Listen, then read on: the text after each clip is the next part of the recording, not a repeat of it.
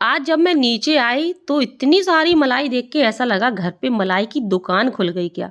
और ये दुकान तो मेरे यहाँ महीने 2 महीने में एक बार खुलनी खुलनी है। नीचे की पूरी फ्रिज मम्मी मलाई से स्टॉक करके रखती हैं, क्योंकि वो खुरचन से कोई मिठाई वगैरह नहीं बनाती ना, तो उन्हें कोई टेंशन नहीं होती। वो देर देर 2-2 महीने की मलाई को इकट्ठा करती हैं और फिर इससे ढेर सारा घी निकालती हैं और पूरे घर में जाके ढिंडोरा पीट पीट के सुनाती हैं कि देखो कितना सारा हमने घी बनाया। और जब मम्मी मलाई निकालती है तो मुझे भी लालच आ ही जाता है, क्योंकि मेरा खुरापाती दिमाग इतना तेज है कि कुछ ना कुछ खुरापात चलता ही रहता है। तो मुझे लगता है कि हर बार कुछ नए तरीके से आपके साथ मलाई से घी निकालने की रेसिपी शेयर कर दूं, तो भैया मेरी भी कुछ कमाई हो जाएगी, मुझे भी कुछ पैसे मिल जाएंगे। तो आज ऐसे ही जब मैंने इतनी सारी मलाई देखी तो मेरे दिमाग में तुरंत ही खुरापाती आइडिया आ गया। और कसम से ये आइडिया इतना कमाल का था कि सिर्फ 4 मिनट में मलाई से घी निकल आया। आप मानेंगे नहीं, जब आप वीडियो देखेंगे ना तो आप भी चौंक जाएंगे। तो मैंने क्या किया, मैंने ताज़ी मलाई उठाई, क्योंकि मेरी आदत है कि अगर मैं आपके साथ मलाई से घी बनाने की रेसिपी शेयर करूं तो जो खुरचन बचता है ना, तो मुझे बिल्कुल चैन नहीं पड़ता। मुझे लगता उससे भी मैं आपके साथ एक रेसिपी शेयर करूं, क्योंकि खुरचन तो सभी के यहाँ बच ही जाता है। तो एक चीज़ याद रखिए, खुरचन से मिठाई तभी बनाइएगा जब मलाई बिल्कुल अच्छी हो, कोई स्मेल ना आ रही हो, कलर चेंज ना हुआ हो। लगभग 15-20 दिन तक की मलाई से आप बना सकते हैं, वो भी अगर आप फ्रीज़र में स्टोर करते हैं तो ठीक है। मम्मी की तरह इतनी सारी मलाई अगर इकट्ठी करते हैं, पुरानी हो जाती है, तो उसके खुरचन का कुछ मत बनाइएगा, वो अच्छा नहीं रहता है। ठीक है, तो मैंने भी 2 कटोरे मलाई उठाई और बिल्कुल ताज़ी मलाई ली थी, लगभग 10-12 दिन की होगी ये। और इसको एक बड़े से भगोने में ट्रांसफ़र किया। अब मैं जो ट्रिक बता रही हूँ, सबसे पहले तो हंसना नहीं, ठीक है। बहुत ही बढ़िया ट्रिक है, काम की है, बस ध्यान से देखते जाइए। आपको चाहिए होगा एक बेलन, जिससे हम लोग रोटी बनाते हैं ना, बस वही बेलन ले लेना। पहले गाँव में लकड़ी की मथानी चलती थी, ठीक है, अभी भी होती होगी, आपके यहाँ होगी भी शायद। तो ये बिल्कुल मथानी का काम करेगा, यानी कि ब्लेंडर, हमारा देसी ब्लेंडर। तो करना क्या है, मलाई जमी नहीं होनी चाहिए, बस इस चीज़ का ध्यान रखिएगा, और ठंडी होनी चाहिए। तो बेलन से आपको अच्छे से एक भगोने में डाल करके मलाई को फेंटना है। और अभी सिर्फ आपको 2-3 मिनट तक फेंटना है, उससे ज़्यादा फेंटने की ज़रूरत नहीं है। और यहाँ पर मैं आपसे रिक्वेस्ट करना भूल ही गई, अगर आपको मेरा आज का अद्भुत तरीका अच्छा लगे तो प्लीज़ वीडियो को लाइक ज़रूर कर दीजिएगा। अच्छा ना लगे तो भी लाइक कर दीजिएगा, क्योंकि ये बहुत ही अच्छा तरीका है, एक बार ट्राई ज़रूर करना मेरे कहने पर। ठीक है, तो 2-3 मिनट तक इसको मलाई को फेंटना है। 2-3 मिनट में आप देखेंगे कि एक तो मलाई का टेक्स्चर चेंज हो जाएगा, दाना सा उठाएगा। और दूसरी एक चीज़ आप नोटिस करेंगे कि आपके हाथ भरने लगेंगे, क्योंकि ये मलाई फेंटते फेंटते सख्त हो जाएगी। अगर ठंडी मलाई है तो समझ लीजिए 4 मिनट में आपका काम हो जाना है, इसलिए मलाई ठंडी ही लीजिएगा। ठीक है, फ्रीज़र से निकाल देना, मतलब नॉर्मल जमी होती है ना फ्रीज़र में, तो वो जमना ख़त्म हो जाएगा और ठंडी रहेगी। तो इस तरीके से देख सकते हैं इसका टेक्स्चर बिल्कुल चेंज हो गया है। मैंने अभी इसको सिर्फ 2-3 मिनट तक ही फेंटा है और देखिए कैसा ये दानेदार सी मलाई हो गई है। बस अब मुझे ये काफ़ी सख्त लग रही है और काफ़ी जोर लगाना पड़ रहा है। तो अब मैं क्या करूँगी, इसमें डालूँगी पानी। पानी डालने से फिर से मुझे चलाने में आसानी हो जाएगी, और दूसरी चीज़ मक्खन बहुत तेज़ी से निकल आएगा। तो पानी कैसा लेना है यहाँ पर ये बहुत मैटर करता है। अगर अभी जैसे सर्दी है, अभी गर्मियाँ नहीं आई हैं पूरी तरीके से, तो जो हम नॉर्मल पानी भी निकालते हैं आरओ से, वो ठंडा रहता है, तो मैंने सीधे नॉर्मल पानी डाल दिया। लेकिन यहीं आप अगर गर्मी में बना रही हैं, बहुत तेज़ गर्मी पड़ रही है, तब आपको थोड़ा सा इसमें फ्रिज का पानी डाल देना है। ठंडक में मलाई से मक्खन बहुत ही जल्दी और बहुत तेज़ी से निकल जाता है, एक चीज़ याद रखिएगा। ठीक है, तो अभी मैंने बिल्कुल नॉर्मल पानी का यूज़ किया है। और देखिए मैंने पानी डाला, इसको फिर से चलाया थोड़ा सा, और थोड़ा सा चलाते ही लगभग 2 मिनट तक और चलाया होगा, और देख सकते हैं कितने अच्छे से इसमें मक्खन निकल आया है। यानी कि टोटल 4 मिनट में मेरा मक्खन निकल आया था। मेरे जो कैमरामैन भैया थे, पहले तो वो हंस रहे थे कि दीदी क्या आप फालतू की खुरापाती चीज़ें करती रहती हो, इससे क्या होने वाला बेलन से। तो मैंने कहा भैया बस तू देखता जा, रिजल्ट देख के फिर बात करना। और सच में वो शौक रह गया कि दीदी इतने आसानी से भी मलाई से घी निकल सकता है। तो वो तुरंत बोला दीदी अब मैं घर पे जाके सबको ये ट्रिक ज़रूर बताऊंगा। तो आप बिल्कुल ट्राई करना फ्रेंड्स, बिल्कुल टेंशन फ्री होकर के, बहुत आसानी से। कोई अलग से बर्तन नहीं गंदे होने, कोई मशीन की ज़रूरत नहीं है, ना मिक्सी में, कुछ नहीं करना, बस एक बेलन से फेंट देना। 4-5 मिनट में आपका मक्खन तैयार। देखिए हो गया ना मक्खन हमारा तैयार। अब हमें इस मक्खन को करना है अलग। वो हम कैसे करेंगे, तो यहाँ पर मैं आपको 2 तरीके बताऊंगी। एक तो हमारा देसी तरीका जो हमारी दादी नानी करती थी। हम लोग हैं गांव वाले लोग, तो हमारे यहाँ गाय भैंसें रहा करती थी, तो रोज मक्खन बनता था, रोज मट्ठा बनता था ना। तो बड़ी हांडी में भाया जाता था और फिर इस तरह से इसके गोंदा बनाए जाते थे। हमारी दादी नानी ना गोंदा बोलती थी कि इस तरह से गोंदा बना लो मक्खन के। और मक्खन नहीं बोलते थे हम लोग, नैनू बोलते थे। आप लोग क्या बोलते हैं ज़रूर बताइएगा कमेंट बॉक्स में। तो इस तरह से वो नैनू के बड़े बड़े गोंदा बनाया करती थी, मतलब बड़ी बड़ी बॉल्स बनाया करती थी। मुझसे तो बनती नहीं है, इतनी छोटी ही बनती है। मैंने बहुत कोशिश करी तब जाके इतनी बनी, वरना और भी छोटी बनती। बट पता नहीं मेरी नानी लोग कैसे इतने बड़ी बड़ी बॉल्स बनाती, मैं तो कभी ना बना पाऊँ। तो ये तो हो गई हमारी देसी वाली ट्रिक। बस हल्का सा निचोड़ना है दबा दबा करके और बस इसकी गोल गोल घुमाते हुए बॉल्स बना लेनी है। ठीक है, तो इससे सारा जितना छाछ है इसके अंदर, जो दूध है मतलब, वो सारा निकल जाएगा। अब दूसरी मैं अपनी ट्रिक बता रही हूँ, क्योंकि मुझे क्या होता है, मैं इस तरह से बॉल्स तो बना लेती हूँ लेकिन बाद में मुझे बहुत दिक्कत होती है।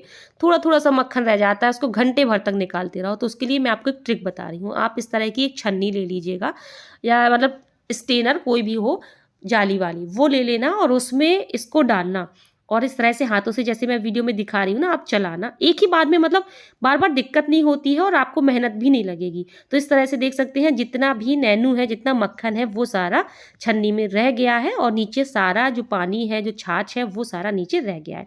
तो मैं तो प्रेफर करूँगी आप ये ट्रिक करना, क्योंकि हम लोग इतने एक्सपर्ट नहीं होते हैं दादी लोगों जैसे। तो इस तरीके से आप ये बॉल्स बना के तैयार कर लेना। धीरे धीरे सारा का सारा मक्खन निकल जाएगा और आपको एक ही छन्नी में आपका सारा काम हो जाएगा। अब आप सोच रहे होंगे कि इस तरह से छन्नी में बहुत सारी वेस्टिंग होगी मक्खन की, बर्बाद चला जाएगा। बिल्कुल नहीं जाएगा फ्रेंड्स, मैं अभी आपको बताती हूँ आपको करना क्या है। मेरी यहाँ पर फिर से आपसे एक प्यारी सी रिक्वेस्ट है, अगर आपको वीडियो अच्छी लगे तो वीडियो को लाइक कर दीजिएगा, शेयर कर दीजिएगा और एक प्यारा सा कमेंट बॉक्स में करना बिल्कुल मत भूलिएगा। तो देख सकते हैं यहाँ पर छन्नी में काफ़ी सारे कण फंस गए हैं मक्खन के। तो करना क्या है, एक प्लेट में इस तरह से थपथपा देना है, अच्छे से ठोक देना है छन्नी को। तो जितना मक्खन है, जितना फंसा हुआ मक्खन है, वो सारा प्लेट में आ जाएगा।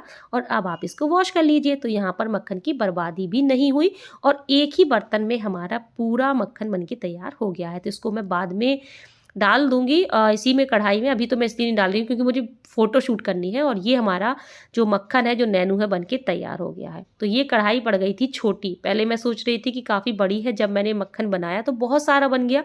तो मैं इसको पलट देती हूँ एक बड़ी कढ़ाई में। बड़ी कढ़ाई इसलिए लेते हैं क्योंकि जब घी बनाते हैं तो वो झाग भी छोड़ता है, तो ऊपर गिरे ना, बाहर ना निकले, इसलिए बड़ी कढ़ाई लेनी है। अब बस क्या करेंगे, हम मलाई को पहले तो हाई फ्लेम पर पकाएंगे जिससे जल्दी से मेल्ट हो जाए। और उसके बाद हमें इसको कॉन्टीन्यूअसली बीच बीच में चलाते हुए पकाना है। ठीक है, बीच बीच में चलाना ज़रूर है ताकि ये लगे ना। और जब तक, इसमें टाइम तो लग ही जाएगा, 5 से 7-8 मिनट तक लग जाते हैं। तो इसको हम साइड में रखते हैं। और मैंने आपसे बोला था ना कि खुरचन में बहुत अच्छी एक रेसिपी शेयर करने वाली हूँ, तो चलिए वो बनाते हैं। तो यहाँ पर मेला से मैं एक नई कढ़ाई लेके आई थी, तो मैंने सोचा आज इसका उद्घाटन कर देती हूँ। और यहाँ पर मैंने लिया है 1 कप गेहूं का आटा। कई बार मैंने आपके साथ मलाई के लड्डू शेयर किए हैं, कई बार मैंने गुड़ की बर्फ़ी शेयर करी है, कई बार नारियल की बर्फ़ी शेयर की है इसी खुरचन से। आज मैं बहुत ही डिफरेंट रेसिपी शेयर करने वाली हूँ, बहुत पसंद आएगी आपको, आप एक बार ज़रूर बनाना। तो इस गेहूं के आटा को बिल्कुल धीमी आंच पर, मीडियम नहीं, बिल्कुल धीमी आंच पर कम से कम 3-4 मिनट के लिए भून लेना है। जैसे ही इसका रंग सुनहरा सा हो जाए, देखिए सुनहरा सा हो गया है ना हल्का सा, बस अब इसको हमें साइड में रख देना है। और वापस से हम यहाँ पर रख लेते हैं घी और चेक करते हैं ये बना या नहीं। तो काफ़ी हद तक घी देखिए ऊपर की तरफ दिखने लगा है। और जब ये घी दिखने लगता है ऊपर, तो ये छींटे छोड़ने लगता है। तो इससे बचने के लिए क्या करना है, हमें अपना हथियार उठाना है, यानी कि एक लिड या कोई भी बर्तन ले लेना है ताकि इसके छींटे हमारे ऊपर ना पड़े, हम जले ना। और बस इस तरह से मैं कॉन्टीन्यूअसली इसको चला करके, क्योंकि अब ये फाइनल स्टेज पर है, जैसे घी हल्का सा नज़र आने लगे फिर आपको छोड़ना नहीं है, इसको कॉन्टीन्यूअसली चलाना है। और देख सकते हैं कितना सारा घी दिखने लगा है। अब नीचे जो मैया दिख रहा है ना, जो खुरचन, वो जब तक लाल नहीं हो जाता, सुनहरा सा नहीं हो जाता, तब तक हमें इसको कॉन्टीन्यूअसली इसी तरह से चलाते हुए पकाते जाना है। तो यहाँ पर देख सकते हैं फाइनली जितना घी निकलना था वो निकल गया है। और मुझे खुरचन से मिठाई भी बनानी है, इसलिए मैं थोड़ा सा रहने दूंगी, कंजूसी यहाँ पर नहीं दिखाऊंगी। ठीक है, तो और अब बस इस घी को हम निकाल लेते हैं एक कंटेनर में। तो आज का जो कमेंट है वो है रश्मि देवी जी का। ये लिखती हैं, मैं आपकी वीडियो देख रही हूँ यूपी मुरादाबाद से, आपकी सारी वीडियो देखती हूँ, बहुत अच्छी लगती है आपकी सारी वीडियो, मेरा नाम एक बार ज़रूर लेना। थैंक यू सो मच रश्मि जी, मैंने आपका नाम ले लिया है और ऐसे ही हमसे जुड़े रहिएगा, मुझे बहुत खुशी होगी। तो अगला कमेंट आपका भी हो सकता है, बस आपको ये बताना है आप भारत के किस राज्य, किस शहर से मेरा वीडियो वॉच कर रहे हैं, अदर कंट्री से कर रहे हैं तो वो भी मुझे बता सकते हैं।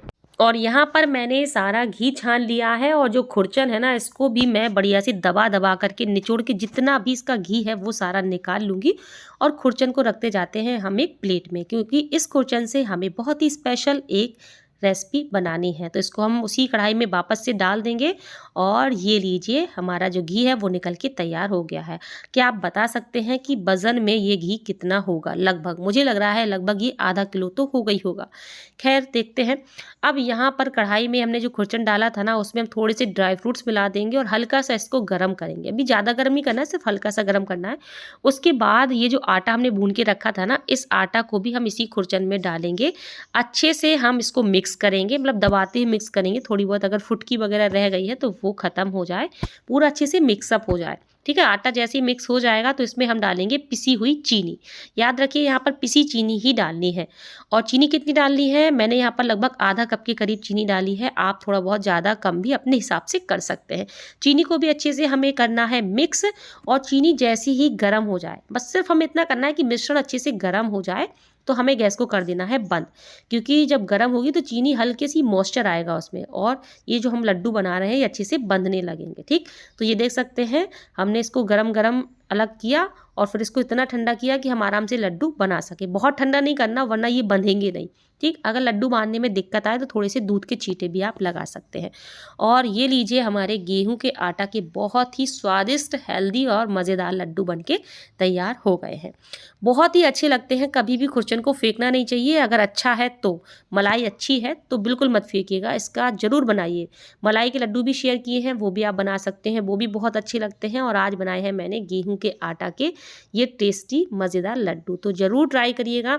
और देख सकते हैं हमारे आम के आम और गुठलियों के दाम, दोनों चीज़ें बन के तैयार हो गई हैं। घी भी और घी के खुरचन से बहुत ही बेहतरीन से लड्डू भी।